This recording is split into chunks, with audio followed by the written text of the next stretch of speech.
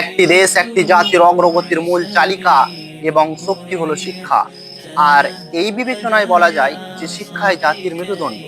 ভাইয়েরা, আজকে রাস্তাঘাটে, দোকানপাটে, গাড়িতে, বাড়িতে, দেশের সর্বস্তরে একটি শব্দ শুনতে পাই, আর সেটি হলো শিক্ষাই জাতির মেরুদণ্ড। তো দেখি আজকে কোন শিক্ষায় জাতির মেরুদণ্ড? কবি শামসুর রহমানের শিক্ষা কি জাতির মেরুদণ্ড?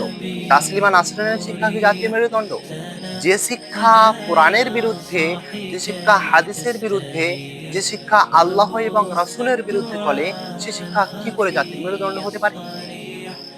বরং যে শিক্ষা লাভ করেছেন আপনার নবী, আমার নবী, সারা বিশ্বের নবী হযরত মুহাম্মদ সাল্লাল্লাহু আলাইহি সাল্লাম এবং তার সাহাবায়ে কেরামগণ, সে শিক্ষাই হচ্ছে আসল শিক্ষা, আর এটাই হচ্ছে জাতির মেরুদণ্ড।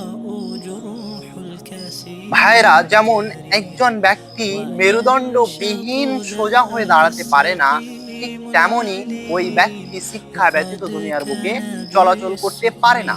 তাহলে সেই ব্যক্তির মধ্যে তো সঠিক ইলম, সঠিক শিক্ষা থাকা দরকার।